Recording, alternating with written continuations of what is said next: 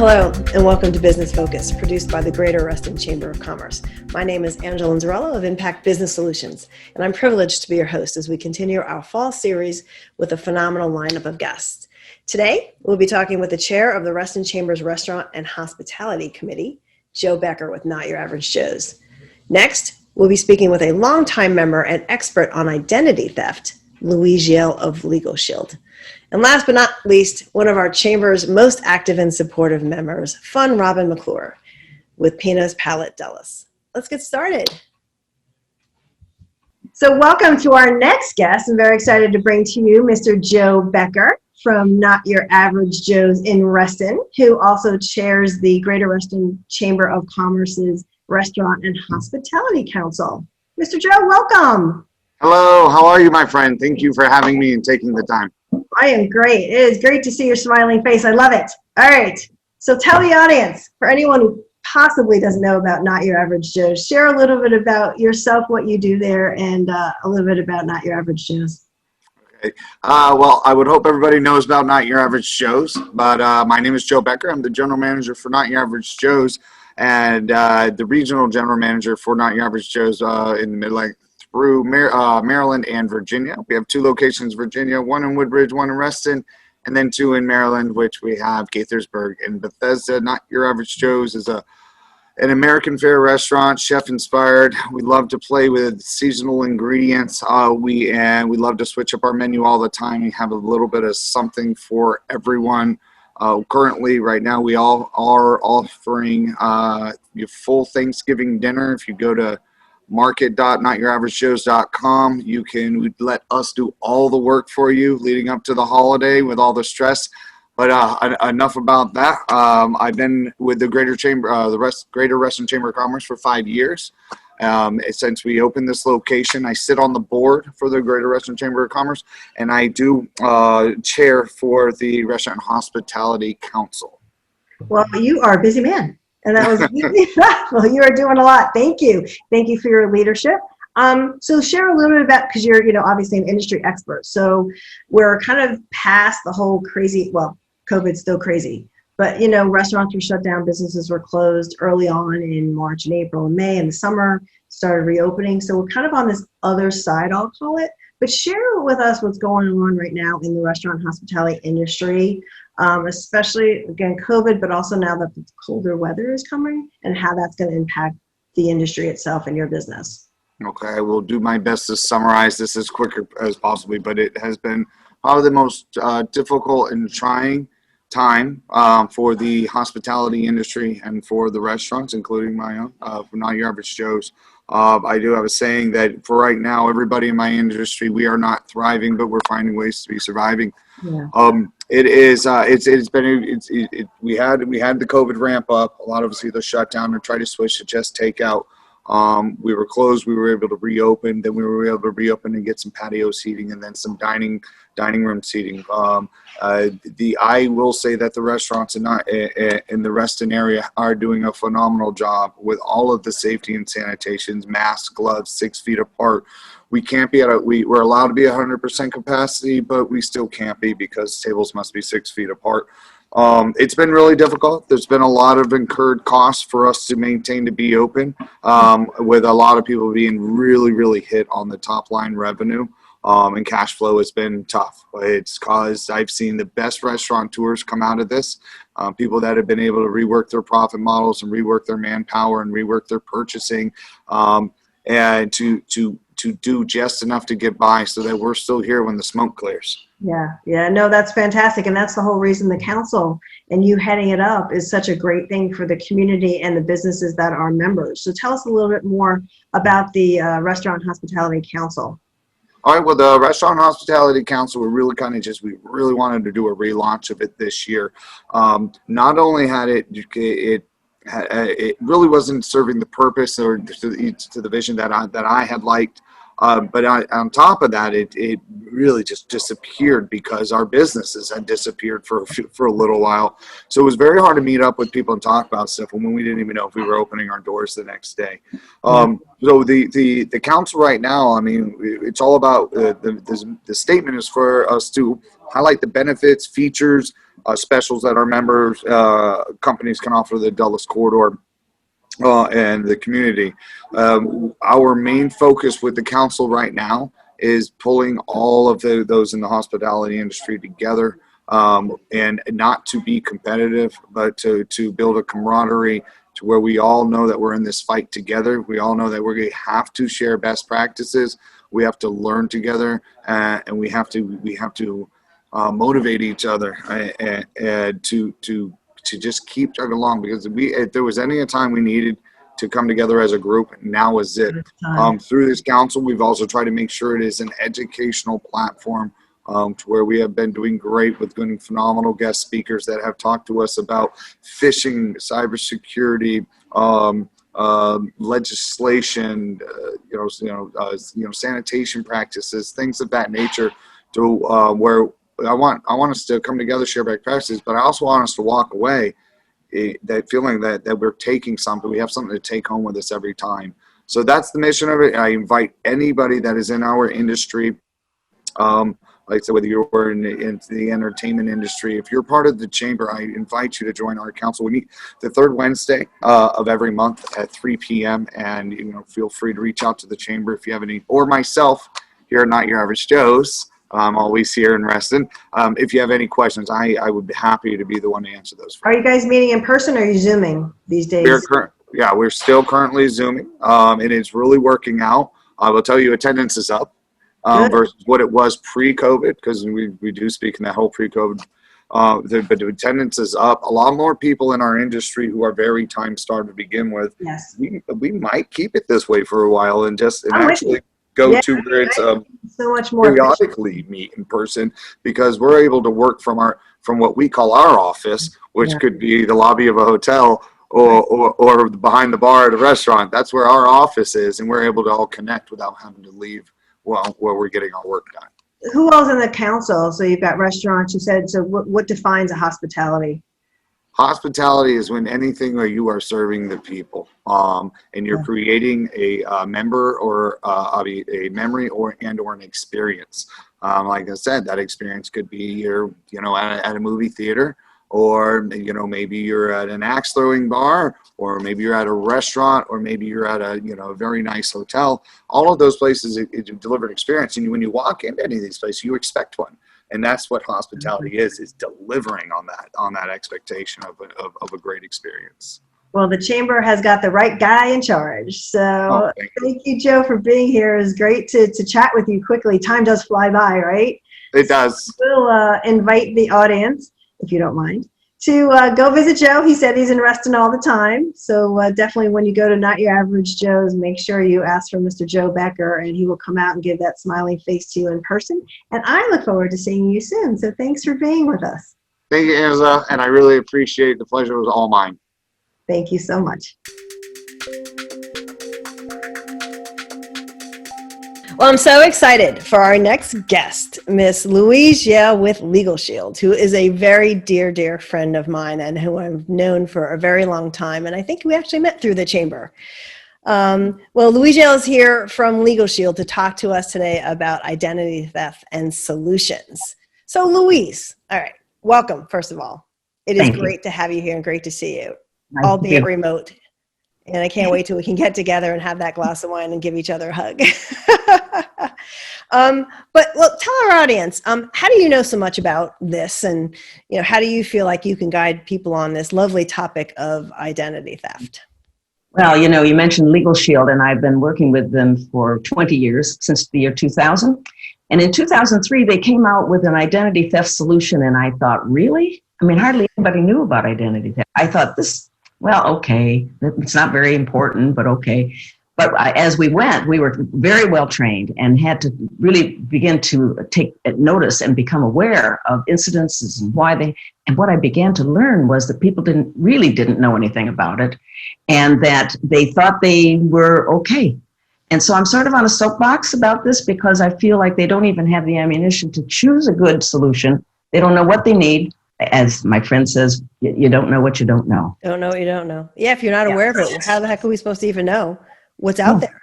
And then it's always that, solution where it's like the, oh, sugar. I'm in this situation now, what do I do? And then it's pressure.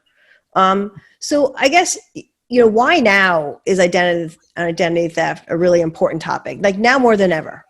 Well, 17 years, a lot's changed in 17 years that we've been offering this solution. And the solution has changed as well. Really good plan in the very beginning, but it had to become more robust because the thieves became more robust. There's more opportunity. All the online things that are happening, everybody's worried about that. You just don't know what's out there, who's looking at you. It's just so obvious that it's a much worse problem. And with COVID, now you add a pandemic in there. Money. I just heard of a case recently. People are draining the mortgage equity out of people's mortgages. They're draining 401ks. This is not just monitoring your credit cards. That most people consider that solution for identity theft. If you talk to the average person, they're going to tell you that identity theft mostly is financial. It's either bank fraud, a problem with your bank account, or, which is actually bank robbery. That's not identity theft, but identity theft being credit card fraud. And credit card companies are actually doing a pretty good job of monitoring if there's an unusual expense or a day in two cities. They'll call you about that. But that's only a fifth of the problem. There are 5 different kinds of identity theft that we know of. There are a couple of other new ones, as I mentioned just recently. But people know enough not to give away their social security number now. We used to do that. We gave it, if your kid played t-ball, you gave it to the coach, everybody. Right. Security number. So we know enough not to do that. We're shredding. We're doing the best we can with any private information like that. Driver's license fraud. If somebody makes a driver's license in your name, your stuff, their picture, now they've got the great identifier. They can go do a lot of mischief. First thing people say is, show me your photo ID. Yes. Right? Yes. You got one. Their picture, your stuff. It's so serious. So sometimes when I'm speaking with groups, I'll say, who here knows whether or not you have a driver's license in another state? I get that deer in the headlights look. And guess what? What would you do if you found it out? Let's say I'm a very clever girl and I find out there are 3 licenses out there with my stuff, somebody else's picture. Now what? How in the world is the average person supposed to fix it? First of all, you're not going to find it. You don't have access to databases like that, but there are people that do. So that would be one of the things you would want in your solutions plan is, is this company, is this product, is this service able to detect things that I can't find myself? People will often say to me, oh, well, I check online, I check my bank accounts, I check that. It's like turning the smoke alarm on once in a while. Oh, good, no fire. Right. But 24/7, the thieves don't rest. They are so far from us, it's not even funny. Yeah, they're really, really smart. Like, what's the most common form? You've mentioned quite a few. Like, what's the most common one? Well, the stinker that you really wouldn't probably find very easily is, and it's the most common, is medical insurance fraud. Wow. Especially around the DC area where we live, government benefits are fabulous. Yeah. Benefits at work, somebody doesn't have benefits. They would just love to use yours, right?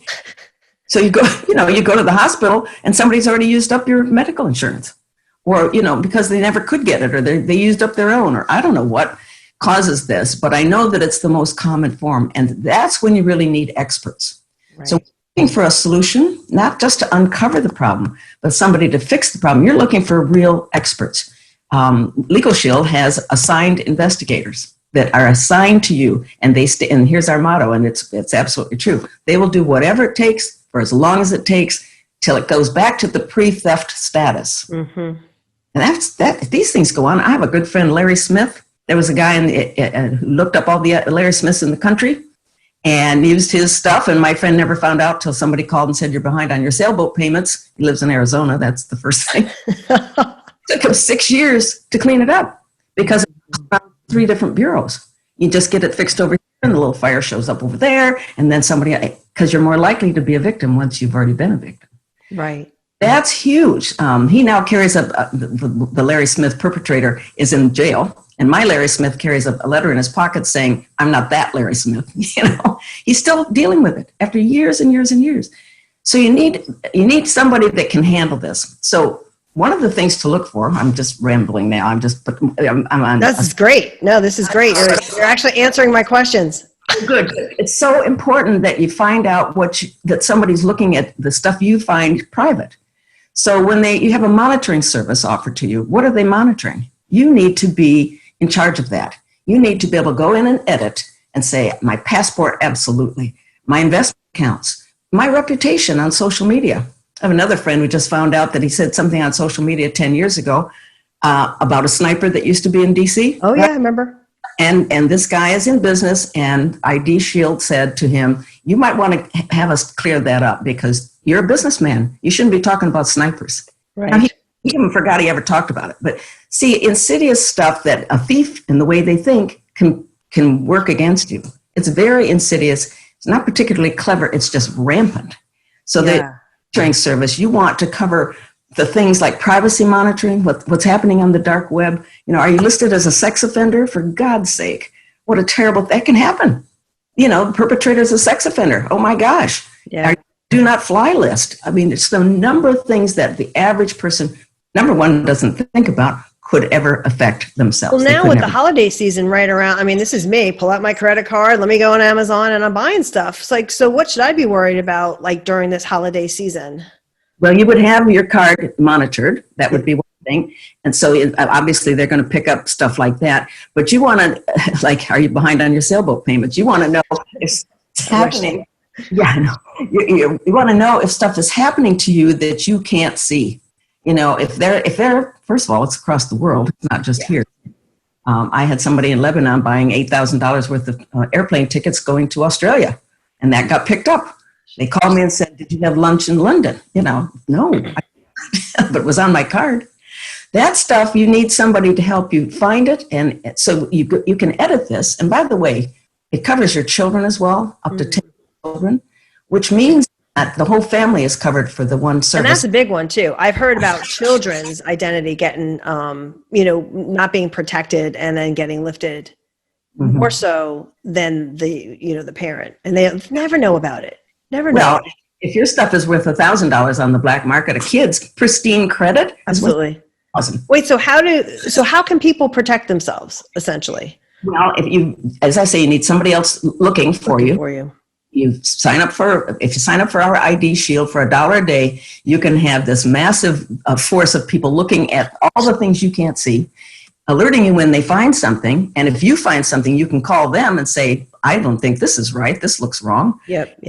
Have this assigned investigator stuck to you at the hip until it's done. And that's what we offer. There are a lot of services out there. If you have already got a service in mind or something you're paying for, I would call them and say, what's going to happen if somebody's got a driver's license in another state?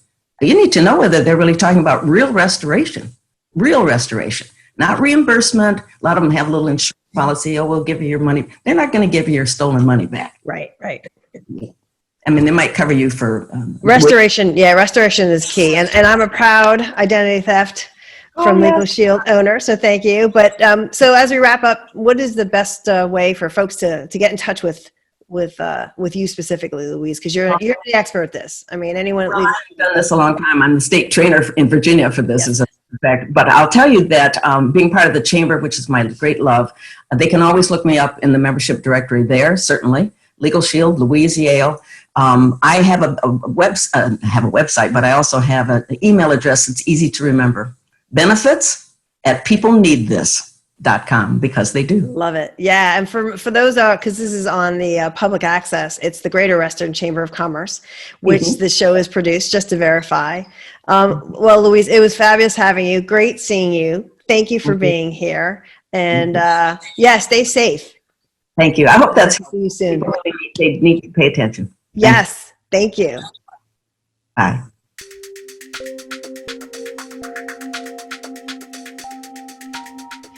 So for our next guest, please welcome Ms. Robyn McClure, the Chief Fun Officer of Pinot's Palette Dulles. Welcome, Ms. Robyn. Thank you, Angela. So happy to be here. Well, it's great to have you. One of my most favorite people in the chamber and the community, Fun Robyn. So let's start it off. Tell me, how did you get this name, Fun Robyn? Well, I have had this name for 20 years now. Wow. So just when you were in grade school, that's great. It is, yes, it is self-imposed name, but I try to live up to it. So it's a long story. However, it really came to play when I was working on a fundraiser for St. Joe's. My kids were in St. Joe's.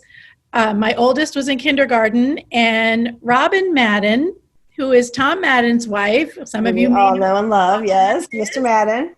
Board member of the chamber, obviously, but she is really organized. I don't know if any of you have ever met her, but she is super organized. I am not necessarily that organized, but I am really fun. So I got roped into the biggest fundraiser the very first year my son was at the school, and we did really an awesome job. It was a lot of fun, but I got to be known as Fun Robyn, and she was known as Organized Robyn. So I only did the things that I thought were fun, which I still kind of do today. I very much do, and I think you're very much organized as well. So one thing that, I know we wanted to get more into your business before I officially did this, but I would like to toast you since we're doing this at happy hour time. So cheers. All about painting and sipping for me. It is. So yes, great to have you. And that kind of blends into like your background, right? So your background experience and being in the franchising world. So how did that help you launch yourself being a franchise owner, an entrepreneur, business owner? Share a little bit about that. Okay, yeah. So I have always been in sales and marketing. My career actually started, I was only 21, and I started working for Decorating Den Interiors, which is an interior decorating franchise. And I worked in sales and marketing and business development. So I have literally helped hundreds of women, mostly women, it's 98% women, yes, start their own design business. And I had progressed through the company, and I actually started in Florida and was, when I was promoted, I moved to Bethesda, Maryland, and that's what brought me to this mid-Atlantic area. And then to really abbreviate the story, so my fast forward a lot of years, my son, who is now 24, was looking at colleges, and I had been traveling, doing training and marketing and development all across the country and Canada, and I was missing out on the most important parts of my oldest son's career or college. Right. Yeah. And I decided that I wanted to stay local. And I had come across Pinot's palette in just doing research on lifestyle businesses.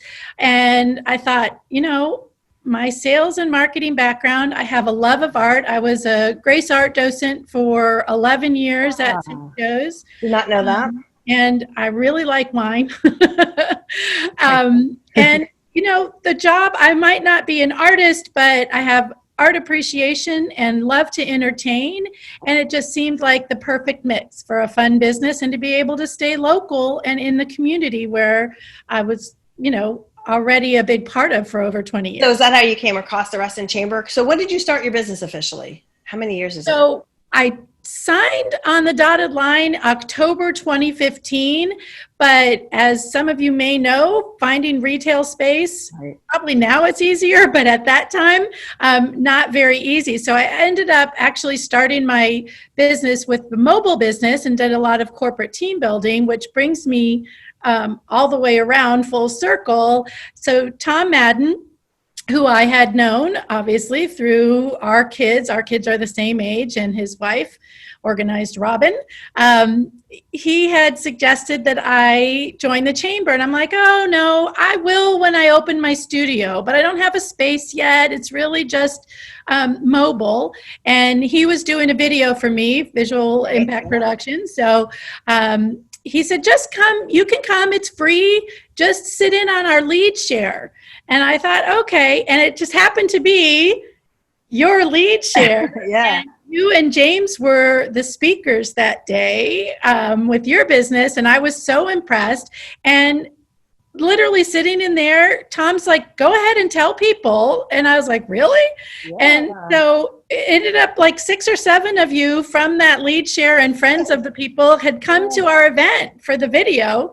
And I'm like, how do I not join a chamber that I've already gotten business from? So, so actually, before that, that's a great segue. But before I get into a little bit about like the service industry and the impact, like, so the chamber's ideal for you, right? As far as the types of clients. So ideally, who's your ideal client? So truly anybody who wants to have fun, but more specifically, and I really, because I started with my mobile business first, I really focused on corporate team building.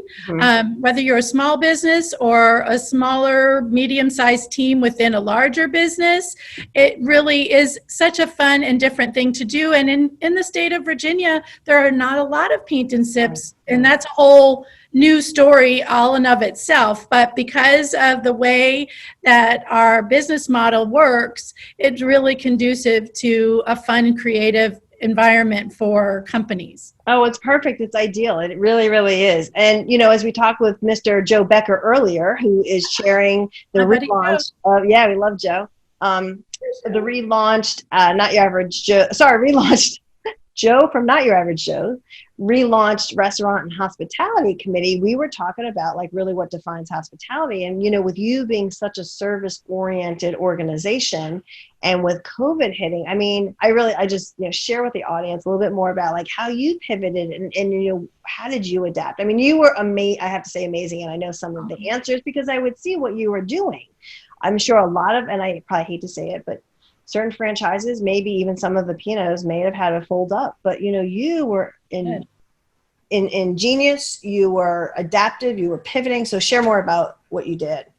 So I don't take credit for any of it, honestly. Some of the other franchise owners and truly the chamber, I am not saying this lightly and because this is a chamber interview, but the support locally here in the community through the Reston Chamber is just phenomenal. But we were able to, and here's the thing, something like this, a crisis, you have to ask yourself, what does this make possible? Yes. We never would have offered virtual events. And now we just did a huge event with Fannie Mae, and we've done over and over for the last 4 years, we've done events with them. But now we were able to ship paint kits, and we were able to do it with people in Minnesota and Texas and right here. And this has offered us an opportunity to engage and connect in such a great way that was never possible before. So it's actually opened up a great new offering for us and enhanced our typical offering and serve. And we've had so many people, companies and individuals who say, you are our saving grace. Please say you're going to stay open because this has been my stress relief. It is very stressful. It really is. And bringing together fun and, again, teams especially, and doing things differently and getting people engaged. I know I've painted and sipped at your facility in Herndon many times, and and I'm a horrible painter. It doesn't matter though. It's really just the experience. But I do sign all of them, and they're all downstairs in my portrait. So, in the final seconds, Robyn, and I told you 9 minutes would go really quick. I know. But in the few seconds we have left, and we'll post this on, we'll have the name come up, but, what's the best way for folks to get in touch with you? So check out our website, pinospalette.com/Dulles, or you can email dulles@pinospalette.com. Okay, so spell palette for me. I spelled all the time wrong. Thank you. It is PALETTE. So 1 L, 2 T. And then /Dulles. And then you'll see Fun Robyn. So great to have you. Check us out on Facebook. All right. Follow us on Instagram. We're a social bunch. Yes, and if you check out the RestonChamber.com directory, also you'll find you there. Or, the Restaurant Hospitality Committees we already talked about. The Resourceful Women. So yes. Active member. Robyn, my pleasure as always, being and seeing with you. All right. Cheers. My girlfriend, great to see you. Cheers. And we'll see you in person. Business and keeping it local. There you go. Love it. All right, hon. Take care. Cheers.